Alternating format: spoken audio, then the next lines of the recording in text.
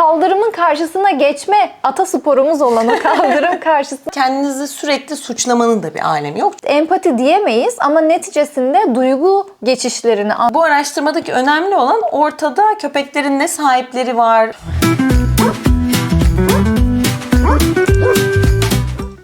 Herkese yeniden merhabalar. Köpeksel meselelere tekrardan hoş geldiniz. Bu programda her hafta köpekler hakkında doğru bilinen yanlışları, bilimsel altyapılı bilgileri ve daha da önemlisi kendi deneyimlerimizi konuşuyor olacağız. Ben Nilay. Ben de Ece. Burada amacımız doğruları konuşmak. Bizi bir çeşit cehaletle mücadele ekibi gibi düşünebilirsiniz. En azından köpeksel meselelerde. Bu haftaki konumuz tüm köpek sahiplerinin zaman zaman duyduğu bir şey olacak. Köpekler sahibine benzermiş veya işte köpekler sizin enerjinizi okuyabiliyor. Sen gerginsin, o yüzden köpeğin havlıyor ve tepki veriyor. Ve açıkçası bu cümleler zaman zaman hepimizi sinirlendirebiliyor. Çünkü zaten özellikle reaktif köpeklerle yaşayan insanlar için bir de üstüne suçlu benimi duymak gerçekten tatsız bir yere dokunabiliyor.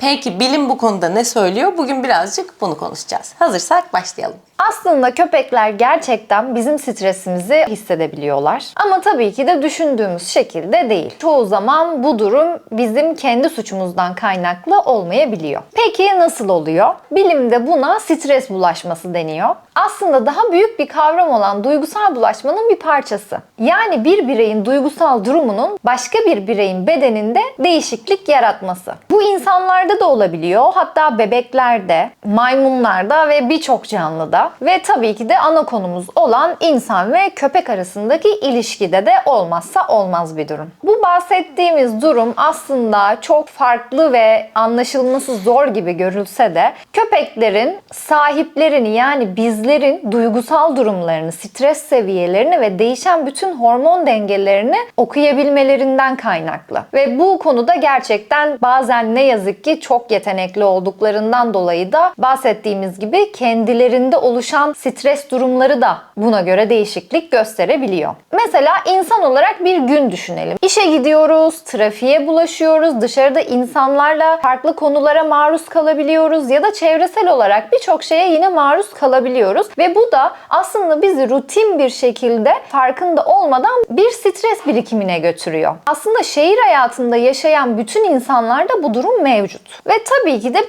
biz bu durumu o kadar normalleştiriyoruz ki artık bu bizim günlük rutinimiz haline geliyor. Fakat eve geldiğinizde köpeğiniz kapıyı sert kapatışınızdan, ayakkabınızı biraz daha hızlı ve sert çıkartışınızdan ya da anahtarı bir yere daha sert koyuşunuzdan stresinizi yansıtacağınız küçük bir durum karşısında köpeğiniz bunu çok net anlayabiliyor. Dolayısıyla köpek sizin kendinizi ne kadar iyi hissettiğinizle yani kendinizi kandırmanızla değil, beden dilinizle, sergilediğiniz davranışlarla ve bahsettiğimiz bu hormon değişiklikleriyle zaten çoktan anlamış oluyor. Evet, şimdi bu değişiklikleri çok hızlı fark ediyorlar ama en hızlı aslında bunları fark etme yöntemleri tabii ki koku. Şimdi koku kısmını biraz daha açacak olursak 2024 yılında bir tane araştırma yapılmış ve o araştırmada insanların stresli olduğu anlarda onlardan koku örnekleri alınmış. Ve daha sonrasında bu örnekler köpeklere sunulmuş. Bu araştırmadaki önemli olan ortada köpeklerin ne sahipleri var, okuyabilecekleri bir yüz ya da beden dili ya da ses tonu yok. Sadece koku örnekleri var. Ve sonucunda bunu koklayan köpeklerin daha karamsar kararlar aldıkları gözlemlenmiş. Şimdi karamsar olmak burada ne demek? Bir odayı düşünün. Sol tarafında bir sürü ödül var. Sağ tarafında ödül yok. Ortada da içi dolu mu boş mu belli olmayan bir kap var. İyimser köpekler o kabı mutlaka gidip bir kontrol ederler. Belki orada da ödül vardır diye. Ama karamsar karar alan köpekler nasılsa orada da bir şey yoktur zaten deyip oraya hiç gitmezler. Yani aslında bu koku örneklerini koklayan köpekler daha temkinli hale gelmişler. Dünya bir anda aslında köpekler için daha az güvenli bir hal almış. Aslında bu bir bakıma üzücü. Çünkü bu kadar yoğun kokuları ve yoğun değişiklikleri çok hızlı adapte olabiliyor ve anlayabiliyor olmaları kısmı üzücü olan taraf. Ama tabii ki de mantıklı olan taraf da bu. Çünkü aslında hayatımıza da bu kadar hızlı adapte olabilmeleri de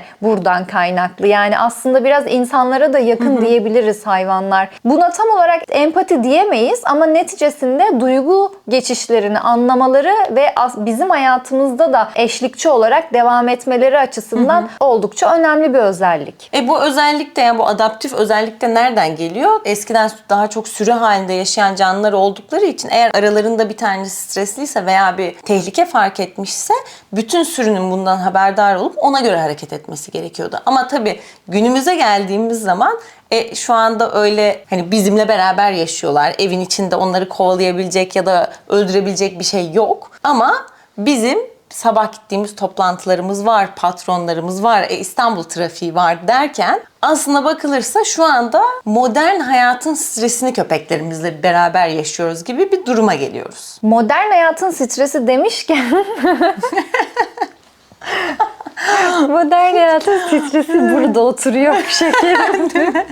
Modern hayatın stresi de demişken 2019 yılında da yapılan bir çalışma var. Hem köpek sahiplerinin saçlarından, köpeklerinin ise tüylerinden örnekler alınarak kortizol seviyesi dengeleri ölçülmüş. Tabii şöyle bir detay da var bu çalışmada.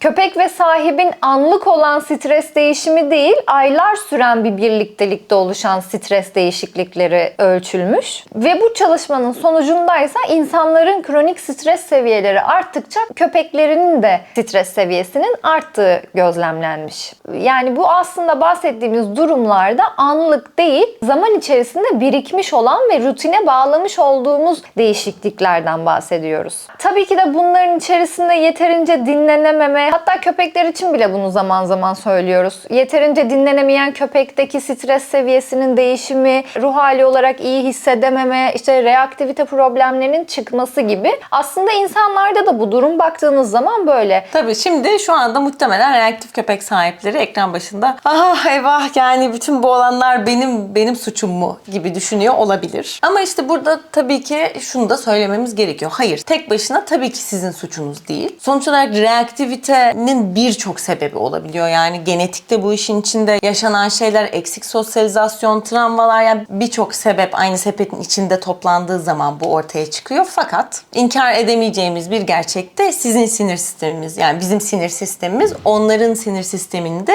direkt olarak etkiliyor. Çok tanıdık bir örnekle aslında anlatacak olursak bunu, eğer elinizde bir reaktif köpek varsa daha evden çıkmadan önce siz lütfen bugün bir köpekle karşılaşmayalım, lütfen bugün bir şey olmasın diye düşündüğünüz anda bütün vücudunuz geriliyor. Belki kayışı biraz daha sıkı tutuyorsunuz, belki elinizde doluyorsunuz, omuzlarınızı yukarı kaldırıyorsunuz derken bu hemen köpeğe ister istemez yansıyor. Yani o vücut dilinizdeki değişikliklerle beraber tabii ki fizyolojik olarak yaydığımız hormonlar da anlattığımız çalışmalara da dayanarak tabii ki köpekleri gerçekten o anda çok etkiliyor. Ve köpeğiniz de bunları tabii ki algıladıktan sonra ve diyor ki sürekli maruz kaldıkça da en ve tabii ki önemlisi. sürekli maruz kaldıkça da galiba ortada gerçekten şu anda dikkat etmem gereken bir şey var diye düşünmeye başlıyor ve yürüyüşe bu şekilde başlıyor. Bu da reaktiviteyi yaratmasa bile bu her zaman bahsettiğimiz eşik seviyesini gerçekten düşürebiliyor. Sürekli bir eşikten bahsediyoruz videolarımızda ama bir süredir galiba tanımını tekrardan açmadık. O yüzden böyle kısa bir tanım da yapacak olursak bu eşik derken ne demek istiyoruz? Davranış çalışmalarındaki bahsedilen bu threshold, bu eşik, köpeğin hala düşünebildiği, öğrenebildiği, ödül alabildiği ve alternatif davranışları sergileyebildiği duygu yoğunluğu seviyesi olarak tanımlanabilir. Bu eşiğin altında kalan köpeklerse çevresini değerlendirebilir, yeni bilgileri alabilir, gelen komutları duyabilir ve uygulayabilir bir halde oluyorlar. Fakat bu eşiğin üstüne çıktıkları zaman, yani o eşik aşıldığı zaman duygusal sistemleri baskın hale gelir ve davranışlar daha otomatik, refleksif ve hayatta kalma odaklı bir hal alır. İşte o yüzden zaten aslında köpek eğitiminde veya daha doğrusu davranış düzeltme çalışmalarında köpekle ve sahibiyle çalışıyoruz. En kritik noktasında aslında bu oluyor. Çünkü insanların duygu durumuyla köpeklerinkini beraber yönetmek gerekiyor. Aslında verebileceğimiz çok fazla gündelik örnek var. Yani evet, köpekler çok iyi sinyal okuyabilen canlılar, değişiklikleri çok iyi fark edebilen canlılar ve tabii ki de hani günlük hayatta hep mi dikkat etmemiz gerekiyor? Evet, dikkat etmemiz gerekiyor. Fakat tabii ki de köpeğe göre yaşamak diye de bir şey yok. Fakat aslında bu bahsettiğimiz şeylerde kendinizi dengelemek, kendinizi regüle etmek, tam anlamıyla biraz daha kendinize iyileştirebilmek adına olan şeyler. Çünkü gerçekten köpek bakımı dediğimiz şey maalesef bize muhtaç olduğundan kaynaklı. Çevresinde örnek alabileceği başka bir canlı da olmadığı için çoğu zaman. Dolayısıyla insan yaşamında bir adaptasyon söz konusu oluyor. Haliyle bu bahsettiğimiz sürü mentalitesindeki birbirlerini okuma ve gözlemleme içgüdüleri bizim hanemizin içerisinde de insana adapte olduğundan kaynaklı. Biz nasıl davranırsak köpeğimiz de bir süre sonra öyle davranmaya başlıyor. Hatta çalıştığımız birçok köpek sahibinde anksiyete durumları olan sahiplerle konuştuğumuz zaman aslında biraz gözlemledim de bende olan davranışları köpeğimiz sergilediğini fark ettim diyebiliyorlar. Ama bunu aslında keşfedebilmek de çok güzel bir Kesinlikle. taraf. Bir şeyi zaten iyileştirebilmek onu keşfetmekten geçer. O yüzden biraz aslında hep diyoruz ya, köpeğinizi tanımlayın, köpeğinizi biraz okuyun, gözlemleyin. Bazen de işte insan kendine de bakması gerekebiliyor bir şeyleri düzeltebilmek için. Şimdi bu kadar anlattık. Yani bunun sonucunda evet, stres gerçekten bulaşıcı bir şey. Kronik stres daha da korkunç bir şey. Yani hem köpeklerde hem insanlarda. Hatta birçok bizdeki de diğer canlılardaki hastalığın da altta yatan sebeplerinden bir tanesi bu kronik stres canavarı diyelim biz buna. Ama burada gerçekten kendinizi sürekli suçlamanın da bir alemi yok. Çünkü o da stresinize stres katacak bir şey. O yüzden yapabileceğiniz çok daha basit şeyler var, demin Nilay'ın dediği gibi. Yani davranış değiştirme sonuçta kim suçlu sorusundan geçmiyor. Döngüyü nasıl ve nerede kırabiliriz sorusundan geçiyor. Daha fazla mesafe açmak, daha kısa yürüyüşler, daha fazla koklamasına izin vermek. Köpeğin çok fazla üzerine gitmemek, bir şeyleri düzeltmek adına ya da bir şeyleri Kesinlikle. öğretebilmek adına. Tabii ki daha fazla uyku. Bu hem bizim için geçerli hem onlar için geçerli. Ve tabii ki her zaman dediğimiz gibi daha öngörülebilir bir hayat sunmak. Evet, bu bazen çok zor gelebiliyor. Özellikle şimdi yaz dönemindeyiz. Herkes tatile gidiyor. Ama her zaman bu aklınızın bir köşesinde olursa, tatilde bile aynı rutini olabildiğince devam ettirirseniz bu bile köpeğinize ve sizin aranızdaki ilişkiye yansıyacaktır. Ve bazen de aslına bakılırsa bugün hadi bu kadar uzun yürümeyelim, erkenden eve dönelim diyebilmek de bu aslında davranış değiştirmenin anahtarlarından bir tanesidir. Ya şimdi pratikte yapabileceğiniz aslında demin listelediğimiz önerileri biraz daha kısacık açacak olursak neler yapabiliriz? Birinci yapabileceğiniz şey kendi bedeninizi demin anlattığımız gibi birazcık fark etmek. Yani o yürüyüşe çıkmadan önce gergin misiniz, değil misiniz? Gerginseniz eğer biraz daha kendi vücudunuzu sakinleştirmek gerçekten en önemli parçalardan bir tanesi. Yürüyüşe sakin başlamak ve korkarak başlamamak. Ya bazen çok zor olabiliyor bu, biliyoruz. Ama sadece zihninizi birazcık sakinleştirip susturmaya çalışmak bile o kadar fark ediyor ki bir yürüyüşte. İkinci olarak köpek sahiplerinin çoğunun yaptığı bir şey bu. Bazı insanların önerileriyle ve aynı zamanda köpeğinden bazen artık utanma evresine kadar gelebilen köpek sahipleri olabiliyor. Ve örneğin sorun yaşadığınız bir park var. Oraya geldiğiniz anda köpek bir anda bütün modunu değiştirmeye başlıyor ve siz diyorsunuz ki hadi bakalım işte bugün o parktan geçmeyi başarabilecek miyiz? Aslında çözüm orası değil. Çözüm çok daha öncesi. Bu evden çıkma olayından bahsediyoruz ve kendinizi daha dengeli hale getirebilmek. Yani aslında problem nerede başlıyorsa evde, o zaman problemi evde çözmeye başlamalıyız. Zaten köpek orada belli ki bir stres durumu yaşıyor ya da bir reaktivite durumu söz konusu olacak. O yüzden çok fazla üzerine gitmenin bir anlamı yok. Dün ne tepki verdiyse bugün yine aynı tepkiyi verecektir. Onun yerine bahsettiğimiz o biraz daha mesafe açarak, alan açarak, köpeği daha sakin bir alanda bu tarz denemelere başlatarak yaklaşmak çok daha doğru olacaktır. Yani kısacası aslında köpeğinizle challenge'a girmeyin. Daha doğrusu kendinizle challenge'a girmeyin. O biraz daha yani köpeğin çok da umrunda olan bir durum olmuyor. Bizim kendi challenge'ımız oluyor. İnat ediyoruz. Yani aslında başarılı olacağınız günlerde ve köpeğinizin de ruh haline güvendiğiniz, inandığınız bir günde bir şeylere başlamaya gayret gösterin.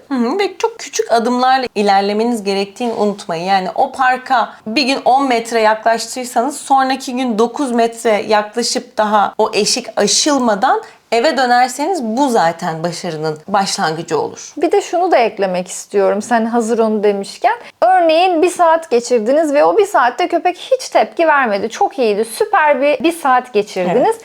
Ve sonra köpek sahibi bundan birazcık gaz alıyor. Evet. Diyor ki hadi bir de şuraya gidelim, şuraya bir deneyelim.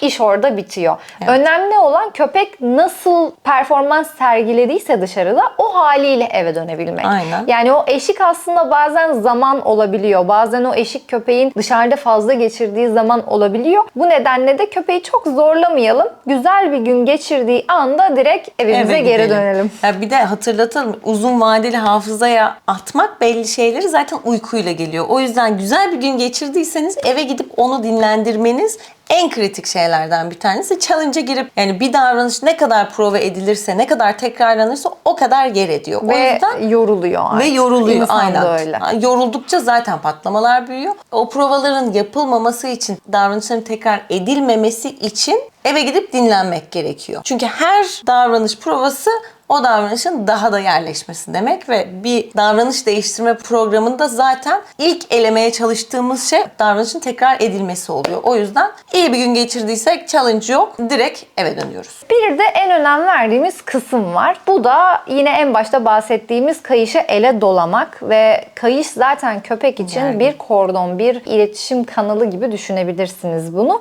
Kayışı gerdiğiniz anda köpek zaten karşı tarafta bir şey kesinlikle var sinyali aldığı için otomatik olarak hazırlanmaya başlıyor. Çünkü biz o kadar fazla pekiştirmişiz ki bu davranışı. Her kayış doladığımızda bir köpek çıkmış karşımıza. Her kayış doladığımızda bir senaryoyla karşılaşmışız. Köpek de diyor ki bu kayış artık ele dolandıysa mevzuya hazırız. Bir şey geliyor. Bir şey geliyor.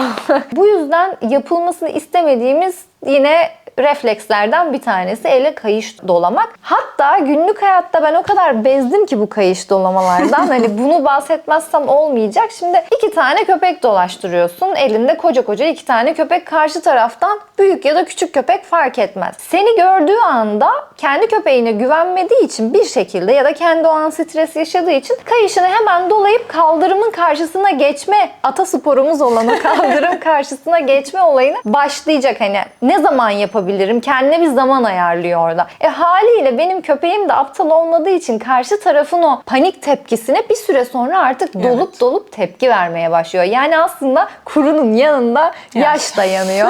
Ya da tam tersi olabilir. Tam tersi. Yaşın yanında kuru da yanıyor olabilir. Bu yüzden İstemediğimiz davranışlardan bir tanesi kesinlikle ele kayış dolamak ya da Germek. hemen işte flexible olabilir. Bu hemen böyle bir panik hareketler, haller. Gerçekten hiç sorunu olmayan köpeği bile bir süre sonra başka bir köpek arayışına sokabiliyor ve gerçekten reaktif bir köpek haline getirebiliyor. Lütfen buna da biraz dikkat edelim çünkü diğer köpeklerin de davranışlarını etkileyebiliyoruz bunu yaparak. Ve Nilay bundan çok bezmiş. Lütfen. Dördüncüsü de eğer köpeğiniz kötü bir gün geçirdiyse o köpeğin üstüne o gün gitmeyin. Şimdi kötü bir gün geçirdi, bunu nasıl anlayacağız ki diyorsanız da bir veterinere gidip aşı olmak bile zaten köpeklerin genellikle kötü bir gün geçirdiğinin göstergesi olabiliyor. Yeterince büyük bir kanıt bence. Evet, veya işte o gün bir gece öncesinde de olabilir veya o gün evinize çok misafir gelmiştir. Yani bu kötü bir gün geçirdiği anlamına gelmese bile uyarıldığı anlamına geliyor. Uyarıldığı her şeyde ve her anda da stres seviyelerinin, kortizolun arttığını lütfen unutmayın. O yüzden köpeğinizin işte bu kötü gün geçirdiğini düşünüyorsanız lütfen onu uzun yürütmeye çalışmayın. Onun yerine yapabileceğiniz çok fazla aktivite var. Aynı şekilde siz de kötü bir gün geçirdiyseniz, o gün biraz atarlıysanız, keyfiniz kaçıksa yine upuzun bir yürüyüş yapmanıza gerek yok. Sadece kısacık dışarı çıkıp tuvalet ihtiyacını karşılayıp evde oyunlar oynayabilirsiniz. Yani kısaca dinlenmek de opsiyonlardan bir tanesi. Hatta toparlanma da davranış değiştirmenin en önemli kısmı olduğu için, yani köpeklerin toparlanma süresi, bunu da arttırmak için zaten bunları yapmanız çok daha faydalı olacaktır. Yani insanlar bazen hiçbir şey yapmamayı artık boş bir zaman dilimi olarak değerlendiriyorlar ve Suçluluk hiçbir şey duyuyorlar. yapmamak artık gerçekten bir şey yapmak gibi görünemeyebiliyor ama bazen bizim bile kendimizi toparlamamız için hiçbir şey yapmamamız gerekebiliyor. Olduğumuz yerde durmamız gerekebiliyor. O kısmı gerçekten kaçırıyoruz ve köpeklerimizle de sürekli bir şey yaparsak iyileşir gibi düşünüyoruz. Bazen hiçbir şey yapmamak da bir problemin çözümü olabiliyor. O yüzden lütfen bunları atlamayın diyoruz ve bu haftayı da bu şekilde sonlandırıyoruz. Bizi izlediğiniz için çok teşekkür ederiz. Lütfen like etmeyi, abone olmayı ve yorum bırakmayı unutmayın. Haftaya görüşmek üzere. Hoşça kalın.